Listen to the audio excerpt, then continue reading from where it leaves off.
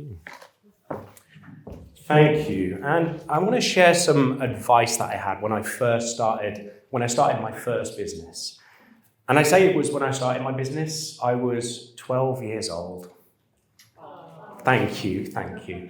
And I remember my business coach gave me this advice. Now, at the time, all I was really doing was building websites for businesses out of my bedroom, probably in my pants.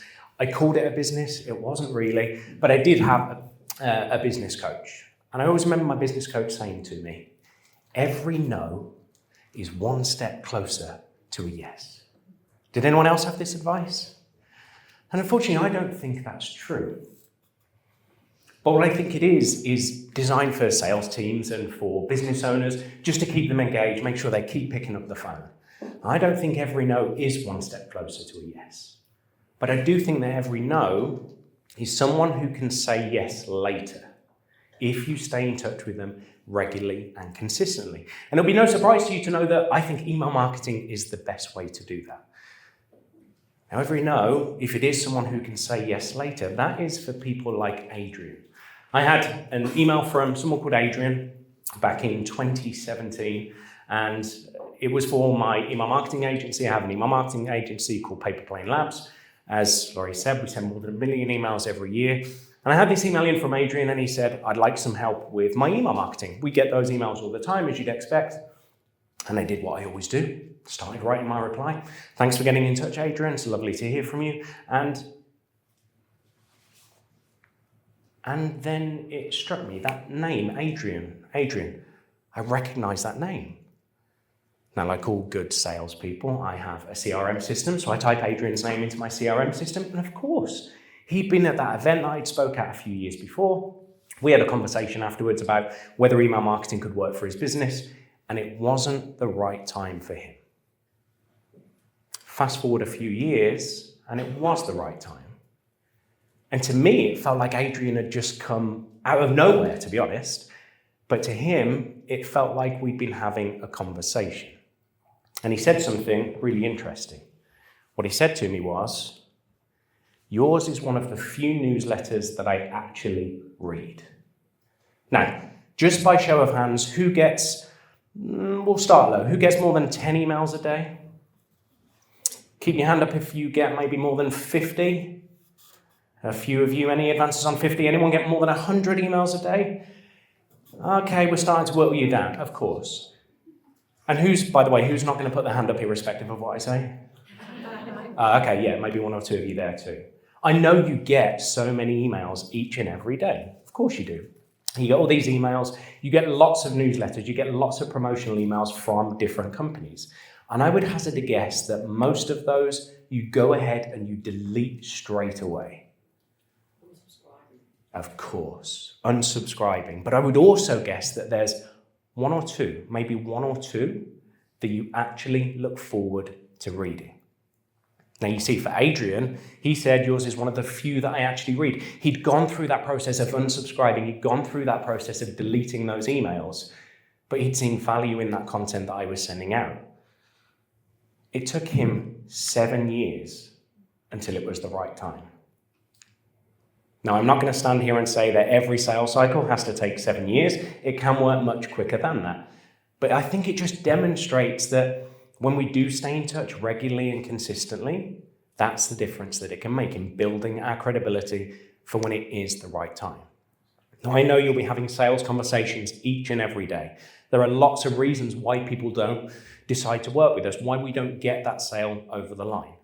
Maybe one or two of you just shout out, what are some of the reasons this week or this month why someone has decided it's not the right time for them? Cost, of course, probably one of the biggest ones. Any others? Bereavement in the family, yeah, a reason why it wouldn't be the right time. Maybe even that they've already got a provider, they've already got a firm that they've worked with for years. So you might be having that conversation, you might be at those networking events that Tom's at, and it's just not the right time. So what's going to happen in 6 months, in 12 months, in 7 years, as it was the case for Adrian, when it is the right time? What are they going to do? Are they going to go to their little black book of contacts? Are they going to go onto LinkedIn and ask for a recommendation? Or are they going to go to the person who stayed in touch with them regularly and consistently with high quality information? Spoiler, it's that one. Good. Now, this is all about creating what I call you moments. And the you moment is that little moment, maybe around the dinner table, maybe at an event like this, where someone's talking about a challenge or an opportunity that they have within their life or their business. Something that you could help with. And these conversations are happening. They're happening about your businesses, they're happening about your industry, and you're not party to any of them. But what the you moment is that little spark in someone's mind where someone wants to tell a story about an experience that they've had. They want to give a recommendation for someone that they think you might be able to work with because it is the solution to the challenge or opportunity that has been expressed. That's the you moment. But the challenge here is if you want to stay top of mind so people are more likely to refer you, more likely to recommend you, most people leave this to chance.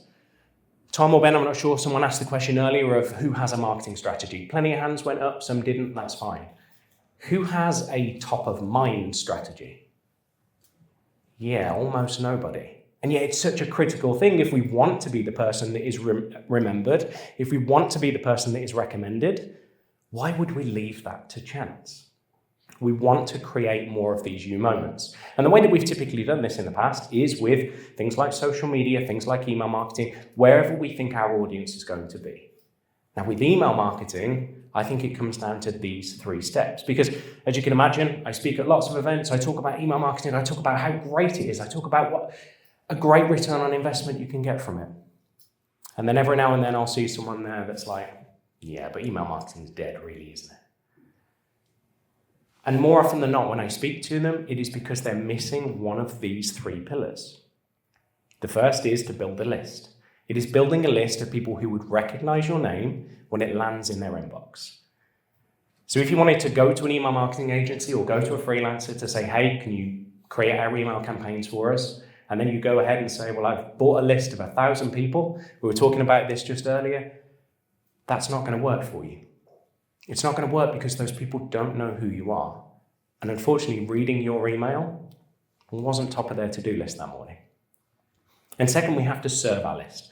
We serve our list with high quality educational information that is relevant to your area of expertise, but also speaks to the real exact challenges and opportunities that they have within their life or their business. And it's only then can you find the opportunities. It's only then does the cream rise to the top. And when it becomes the right time, we make sure that you are the first person that they think of. I want to break this down into a bit more detail. Let's take a look at this first one. How do you build a list? Well, the way that we've always done this before, of course, is with social media. I don't know if you're anything like me. Were you one of those people who a few years ago, someone said, hey, you should build a Facebook fan page. You should build a page on Facebook. You'll get lots of people to like your page, and then you can get your message in front of them. Did anyone else do that? And then what happened? Facebook moved the goalposts, didn't they? They said, well, actually, this audience that you've built up on your Facebook page, no, if you want to get in touch with them, you have to pay for Facebook ads. We want to use marketing strategies where we are in control. And of course, yes, there are things like GDPR, there are little things that get in the way from time to time, but for the most part, we want our list and our ability to get in touch with our list to be something that we control. In fact, just as an aside, to illustrate the fact that these companies aren't really here to help us, they're there for their own ends. My ex-girlfriend had a dog called Bobby, a lovely bearded collie, and she decided she wanted to set up a Facebook account for Bobby. Whatever you think of that, I don't know. Wasn't for me. But she decided it would be a good idea to publish Bobby's adventures all over Facebook and what he was doing from time to time. She did that for a few months, and like with these sorts of things, she got a bit bored of it. She got a bit bored, didn't post anything of Bobby's adventures for a good while, and then something happened. I think it was Bobby's birthday, and she wanted to post a picture. She realized she'd lost access to the Facebook account. She'd forgotten the password. She tried to get back into it, couldn't get back into it, so she contacted Facebook. Can I get back access to Bobby's Facebook account? And they said, no problem at all. All you need to do is send us a copy of Bobby's driving license, and we'll be more than happy to help. They are not there to help. So we want to make sure that we aren't at the mercy of the algorithms and what the companies want to do to meet their own ends. We want control over our lists. But that doesn't mean social media isn't something you should do. All I'd suggest you do is look to take people from social media into your own email list, into a format that you can control, where you can stay in touch with them as you want to. And the best way to do that is with lead magnets. Who's familiar with the term lead magnet? Okay. So a lead magnet would be an ebook, it would be a set of videos, it might be a webinar, it would be something that you give away in exchange for an email address. And I love this definition of lead magnet. It is an irresistible bribe offering a specific chunk of value to a prospect in exchange for their contact information. And let's just break this down for a second. It's an irresistible bribe. I remember a few years ago, lots of people attended webinars and seminars where someone on stage said, hey, here's what you need to do. Take your expertise, put it into an ebook, give that ebook away for an email address, and you'll be able to build a huge list, build £1 million business, drive a fast car, get a wonderful wife or husband, whatever it might be. So that was what people did. They went away, they wrote these ebooks, and now the internet is full of rubbish ebooks. People are now immune to the idea of the content that will go into an ebook. So we need to be smarter. We need to pack that value into a form that would have a much higher perceived value. But also we just need to work smarter about making sure that the content we're giving away is of genuine value to our audiences. And it's not for a specific chunk of value. I work with a lot of consultants, with a lot of authors and trainers, and quite often they will write books. And their first thought when it comes to creating a lead magnet is to give away the first chapter of their book. Maybe even give away the whole book. But what happens then is someone downloads those first few chapters, they download the book, it's enormous, and it just sits on their desktop. It's the digital equivalent of shelf development, if you're familiar with that term. Because they're busy, they get on with other things, and they've got lives, they've got businesses to run. Now, I remember speaking at a conference a few years ago where I was talking about email marketing, I was talking about lead magnets. And I don't know, for those of you who do presentations or anything like that, when you're looking out at an audience like this, do you ever just notice that one person that's like, just like you are at the back of the room there? No, I'm only joking, I'm only joking. I was doing this presentation and I couldn't help focusing on this one person that through everything that I was talking about seemed to have their arms folded, didn't really seem to be responding to what I was saying. Now, I like a challenge. I wanted to face up to this. So I remember going to speak to him at the end of the session and I said, how was that for you? And he said, yeah, it was good, but I've tried it and it doesn't work. Challenge accepted. And I said, so tell me what it is you've been doing. And he said, well, I'm doing emails all the time. I have created lead magnets. I said, what lead magnets have you got? He said, well, I've got 14 videos that are delivered over 14 days that are packed with information on how you can save tax within your business. That was what he did. He was a tax advisor. Let's think about that for a second. 14 videos over 14 days, packed with what I have no doubt was really high quality information. 14 videos over 14 days. I would challenge anyone after receiving that not to feel completely overwhelmed with new things and new ideas that you could put into practice to save tax. I said, what's happening then? He said, well, people are watching the videos, but they're not taking that next step. They're not getting in touch. That was my whole reason for doing it, was that I wanted to generate leads. And the challenge there was that people had too much. They already had the ideas. They already had the stuff that they wanted to put into practice. And what they might have been thinking then is, yeah, maybe I'll get in touch with him later. And then life gets in the way, of course. Now, on the flip side of that, there is a dating coach in the US called David D'Angelo. Now, whatever you think of that as an industry, let's just park that for a second. What he helps people to do is to be more successful in dating. Now, when you put your email address into his website, you get an email back that says, thanks for taking the first step to becoming more attractive, more desirable, and ultimately more successful in dating. Click the link below and I'll tell you how to know when your date is ready to be kissed. It's magical, isn't it? And here I am stuck with the ugly baby of email marketing. I wish I could do what he does, but there we go. Now for his audience, he knows that that is the one thing that he could give away that proves that he is credible. But more importantly than that, it's the one thing that for his audience, they could put into practice right now. It's easy to implement. The temptation here is to give too much away. We don't want to give too much away. We want to give a small chunk, but make it the good stuff. Don't hide that behind your consultancy. Don't hide that behind the work that you do directly with clients, because otherwise we're saving the stuff that shows that we're credible. So we want it to offer a specific chunk of value. And it's in exchange for their contact information. Every now and then I'll see someone who will say, yeah, we give away resources on the website. We do that a lot. We give away resources, but it just feels a bit icky to ask for an email address in return. And I get it. I completely understand that. But ultimately, data is the most important thing. There are plenty of people who, after that initial sales conversation, would want to continue the conversation as long as it demonstrates value to them. And the only way we can do that is if we're asking for that contact information in return, but also that we're using it consistently. That all make sense? We're a quiet room today, aren't we? Does that all make sense? Yeah. Wonderful, that's what I like to hear. Good. And sometimes when you're creating lead magnets, when you're creating resources for your audiences, sometimes you have to think a little bit differently about how you're going to create it. You want to make sure that this is stuff that's going to be of genuine value to our audiences.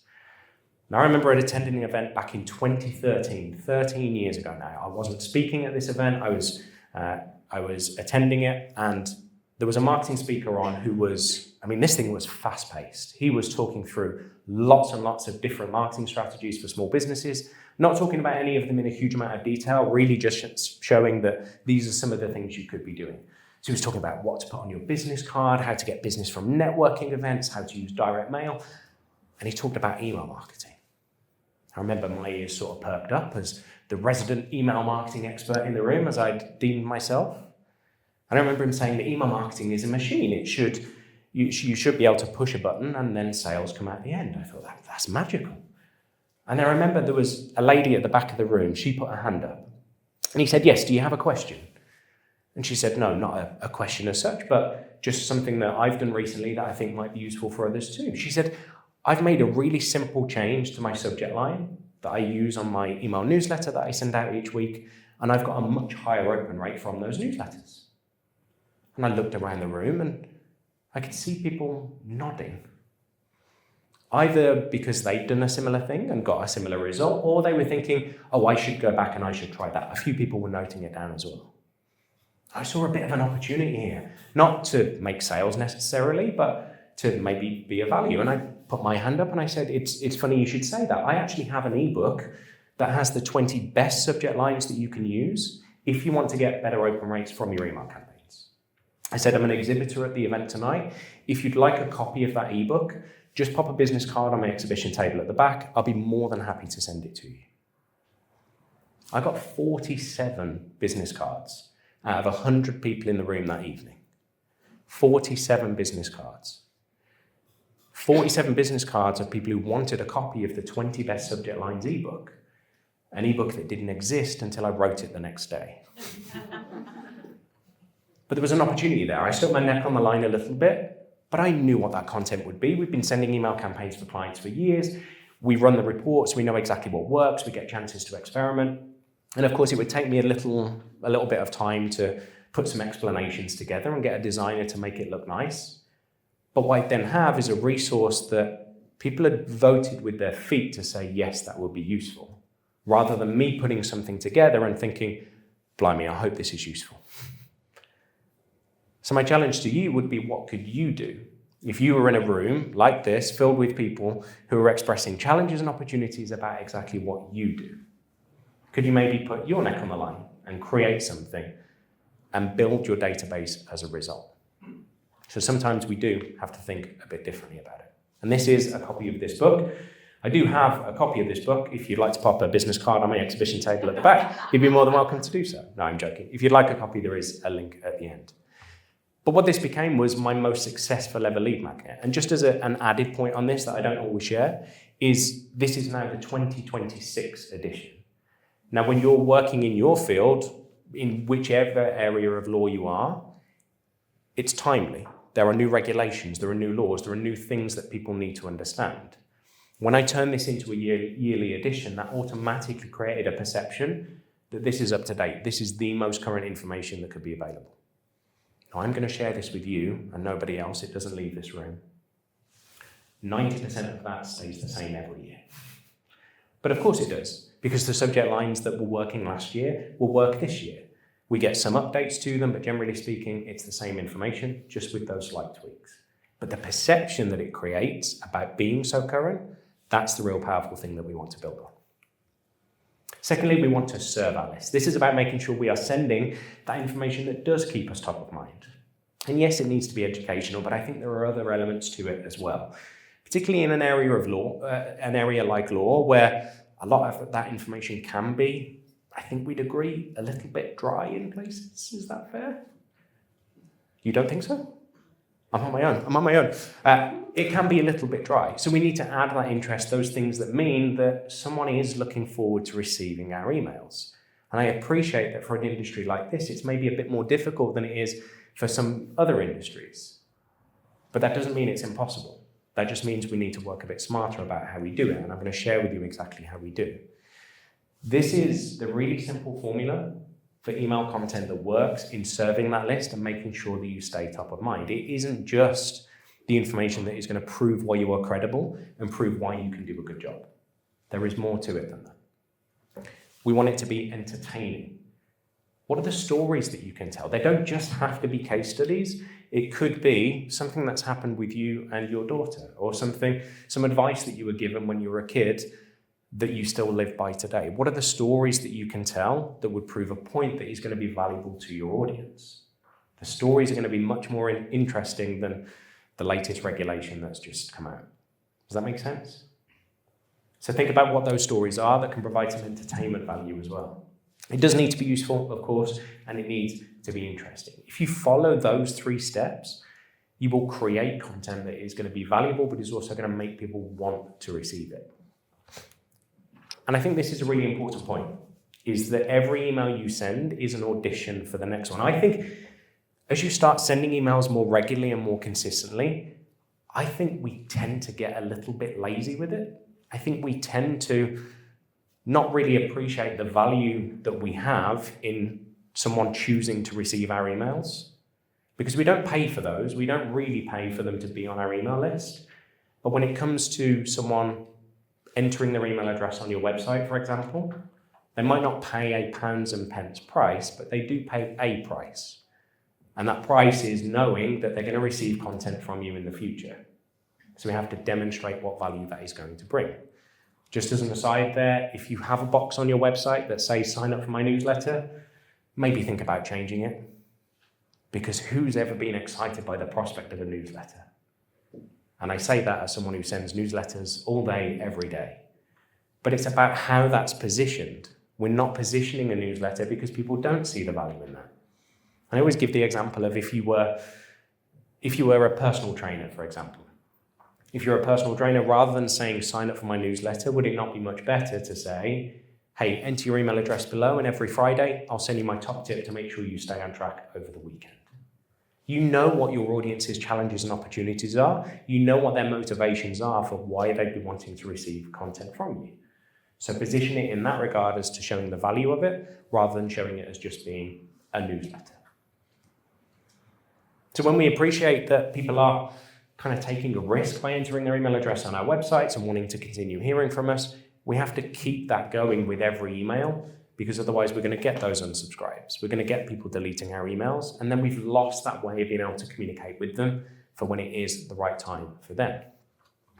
And this really is the balance that I think you need to strike, which is 80% educational, good honest education, just out of the goodness of your heart. But knowing that that 80% educational content that you send, that's what earns you the right to be able to send the 20% sales messages. And it might be for you that it is 80% of a newsletter style email is educational. And then the 20% is simply the recommendation at the bottom of some way that we could make that process easier for you. Or it could be that you launch things in campaigns. I imagine you don't have many special offers in form of discounts or things like that, but any way you can package up your products that means it's different from what they would have got yesterday and it's different from what they could potentially get tomorrow could mean you could create launch campaigns as part of what you do. And that can be those 20% sales messages. I'm fascinated by subject lines because I think it's the area of email marketing that is most undervalued in terms of the time that we spend on them. And there's a stat here that says 64% of people say that they've opened an email because of the subject line. And I include this stat in here, but really I think it's much higher because in truth, there are only a few small pieces of information that dictate whether someone opens our email or whether they delete it. They're going to see the name of who it's from. They're going to make a decision on whether they recognize that name, whether they know, like, and trust that name. And then they're going to see the subject line. But the challenge here is that when most people start using email marketing, they start doing it for themselves, they hark back to the 90s when email was first released. We first started using email, and what did we do? We wrote the copy of our email, and then we had to put a subject line in. So what did we do? We put in exactly what the email was about. Sorry, so self-indulgent. We put the content of the email essentially in the subject line. We told them everything they would need to know about what the content of that email was. And in truth, that is the worst thing that you can do. We give too much away. So someone is then making a decision on whether they want to read our email based on 3, 4, 5, 6 words. All we have to do is to get them to open the email. And the way that we do that is by not having subject lines like this. I'm not going to ask you to own up, but you've definitely seen them. Maybe you've sent them for yourselves. If you've got subject lines like Mark's newsletter, I hope you don't, but if you do, it's okay. We can get through this together.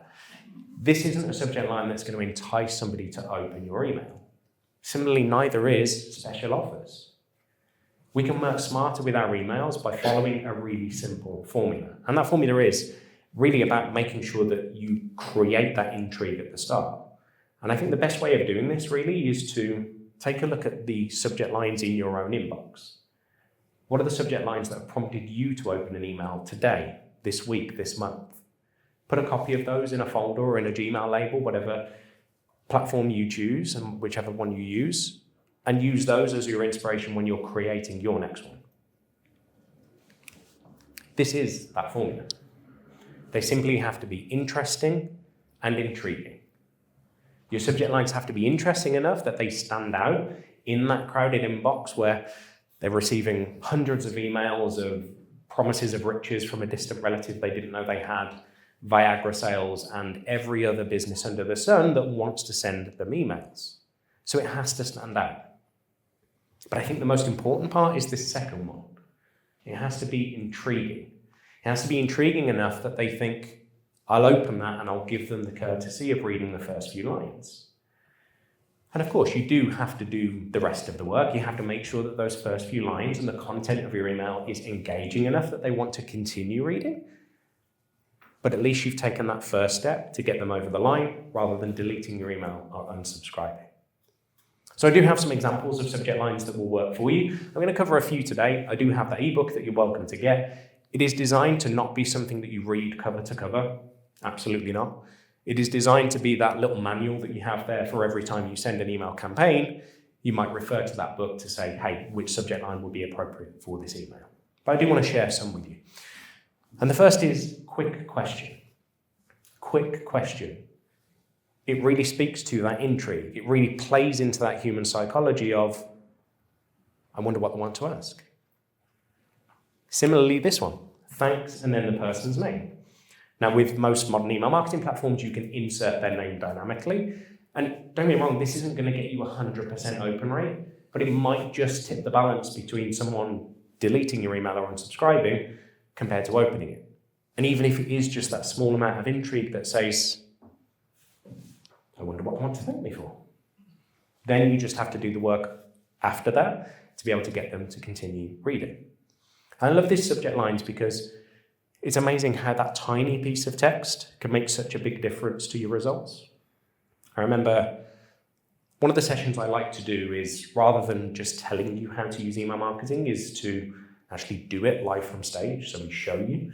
So I was running a live masterclass over a couple of hours for a shipping franchise. So this is a company that sends parcels all around the world.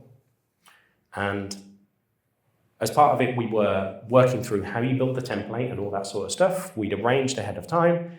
We'll get somebody's list and we'll send the campaign, and then after lunch, we'll see the results that it gets. Proper, like holding your feet to the fire type stuff to do from stage, but it's really fun to do.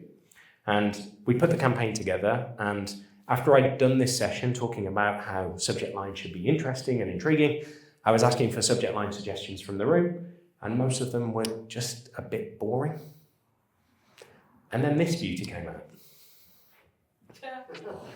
How big's your package? And I remember looking around the room, I could see people laughing, louder than you did actually, but that's fine, won't take that personally. But then a few people also that were shaking their heads. I remember someone coming up to me afterwards who even said, I didn't really think that was appropriate. Like, I don't think that's the kind of image that we want to be portraying. And I get it. I absolutely get it. We do want to be interesting and we do want to be intriguing. But there will be a line. And the line for your business in terms of that tone of voice that you want to put across, what you want your brand to be perceived as, might be different to another company in your industry or another industry altogether. But you get to decide where that line is. And when it comes to becoming interesting and intriguing, you can choose to push that line a little bit further and send something like this, or keep it a little bit plainer because you have to maintain that credibility.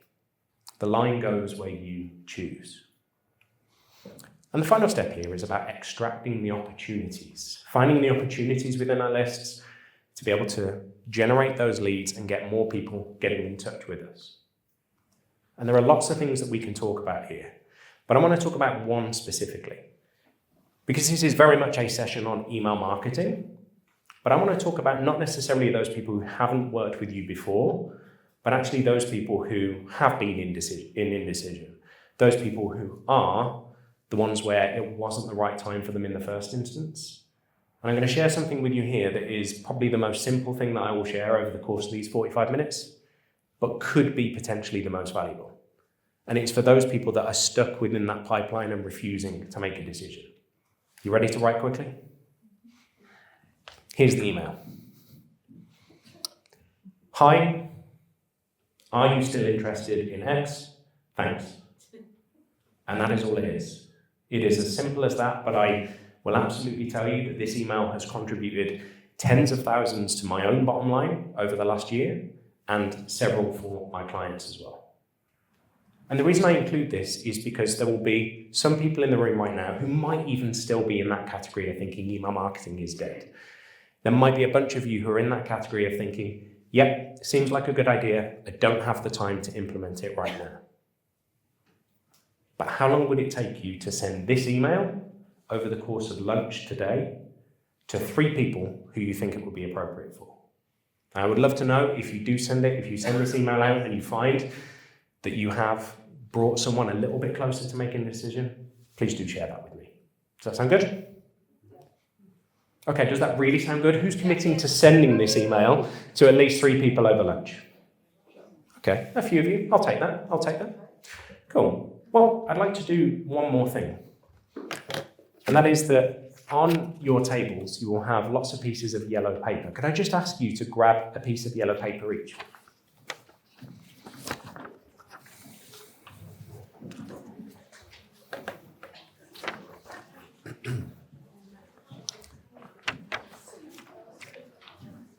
And here is what I would like you to do. Now, when I wasn't building websites in my bedroom at 12 years old, the one thing that I really loved doing was making paper airplanes. I loved it.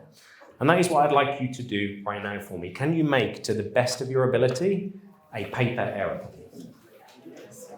I will say, if you don't know how to make a paper airplane, just make something that you think will fly well. That is perfectly fine.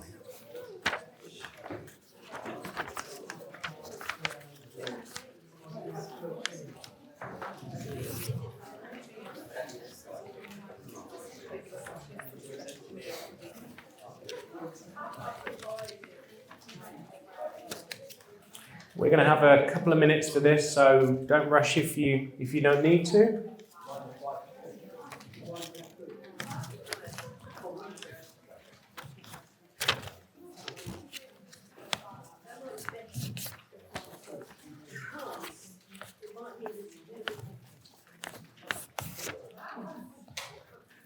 Not bad.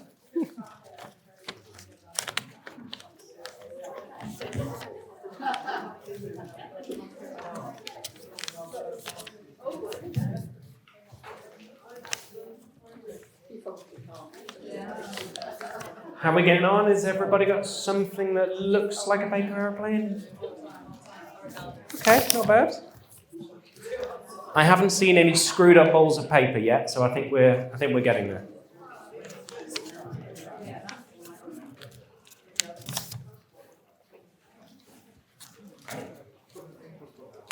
Okay, we'll say 20 more seconds. Just finish off if you're not quite there. Well, it should. You can. Okay, just finish up. Thank you. Okay, and here's what I would like you to do. And this is a little bit cheesy. Please humour me for a second.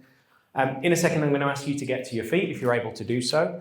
And what I'd like you to do is just imagine for a second and suspend your disbelief and imagine that I am your target customer and that your paper aeroplane is, despite all the evidence with some of them, is your next best and greatest email marketing campaign. And I would like to get you to have your paper aeroplane reach me at the front of the stage. Does that all make sense? Yeah. Good. Please get to your feet if you're able to do so. Thank you. And a few premature there. Thank you, sir. Okay. And on the count of 3. 1, 2, 3.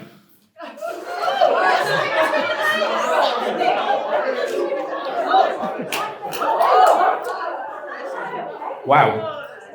Okay, just as we finish up, please take your seats again. Thank you. It's amazing that even in the legal profession, we can turn 50, 30, 40, 50-year-olds, wherever you may be, into children once again. It's great. Thank you. And is it interesting that we were all given exactly the same resource, a single piece of paper, we're all given exactly the same instructions, which was to get your paper aeroplane to reach me at the front here. And we all handled it in different ways. I can see some really creative ones, some really complex designs, some really simple things. Everybody threw their plane. Just bear in mind for a second, all I asked you to do was to get your paper aeroplane to reach me at the front. Why did no one come and hand it to me?